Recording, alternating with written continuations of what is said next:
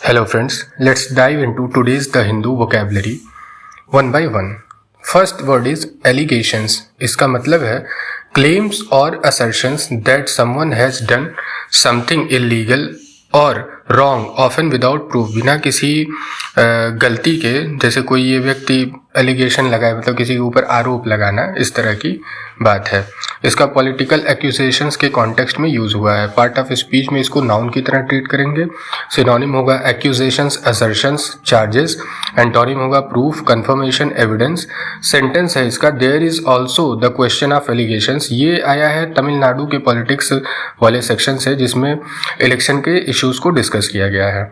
Second word है bilateral. इसका meaning है involving two parties, usually countries, in mutual agreements और रिलेशंस।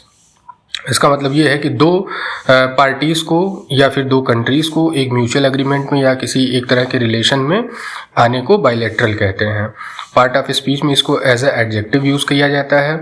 सिनोनिम्स इसका होगा mutual, two sided, reciprocal. Antonym होगा मल्टीलैटरल, यूनिलैटरल। और जिस सेंटेंस में इसका यूज किया गया है वो सेंटेंस है the article urges stronger bilateral relations between India and Nepal.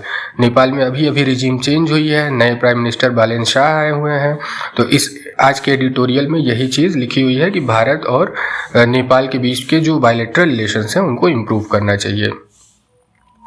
Embargo हमारा अगला वर्ड है, जिसका मतलब होता है an official ban on trade और other commercial activity with a particular country. एक ऑफिशियल बैन या जिस पे मतलब ट्रेड पे या किसी और तरह की कॉमर्शियल एक्टिविटी पे जिस किसी एक कंट्री का दूसरे कंट्री के ऊपर। पार्ट ऑफ स्पीच में इसको एज अ नाउन यूज किया जाता है और सिनोनिम्स इसका होगा बैन, प्रोहिबिशन, सैंक्शन। एंटोनिम होगा trade agreement and open market.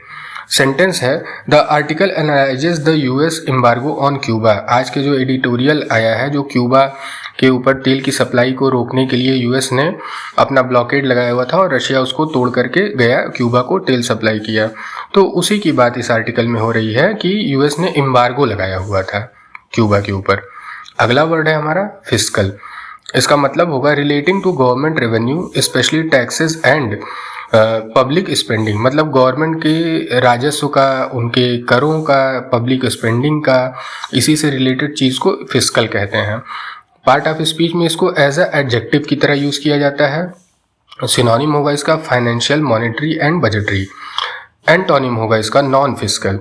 Sentence है इसका Seeman criticises state government's welfare schemes and fiscal policies.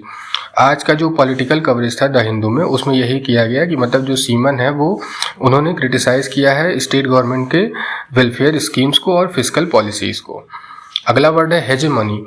इसका मतलब होगा लीडरशिप और डोमिनेंस ऑफ वन कंट्री और group over other, specially in international relation. International relations में एक देश जब दूसरे देश के ऊपर डोमिनेंस दिखाता है या लीडरशिप दिखाता है तो उसे हम हेजेमनी कहते हैं। उसको पार्ट ऑफ स्पीच में एज अ नाउन की तरह ट्रीट किया जाता है। इसका सिनोनिम होगा dominance, supremacy and control. Antonym इसका होगा सब ऑर्डिनेशन, वीकनेस।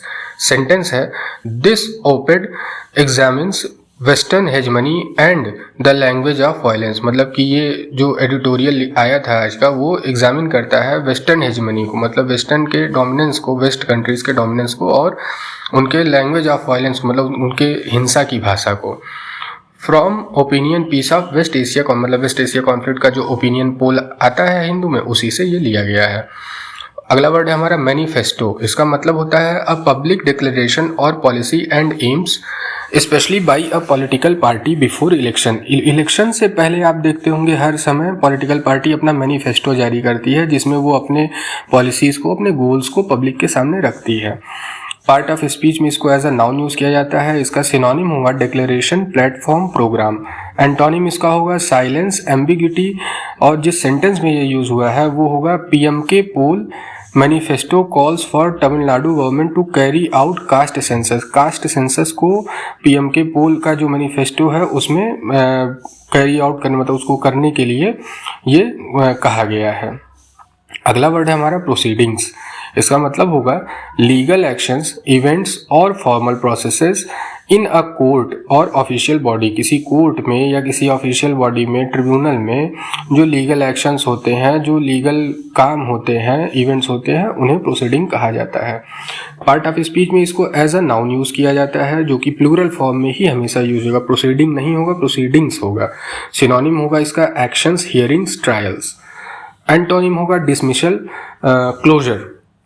सेंटेंस है इसका, supreme court stage criminal proceeding against Tamil Nadu minister. Tamil Nadu के मिनिस्टर के ऊपर सुप्रीम कोर्ट ने क्रिमिनल प्रोसीडिंग को जो है स्टे किया हुआ है, मतलब क्रिमिनल प्रोसीडिंग जो उनके खिलाफ चल रही थी उसको रोका है। अगला वर्ड है हमारा रिहेबिलिटेशन। इसका मीनिंग होगा the action of restoring someone to normal life और useful activity specially after conflict. कोई मतलब कॉन्फ्लिक्ट हो या मतलब कुछ ऐसा गलत हो जाए, उसके बाद जो उसको रीस्टोर करने का प्रोसेस होता है, नॉर्मल करने का प्रोसेस होता है, उसको रिहेबिलिटेशन कहते हैं।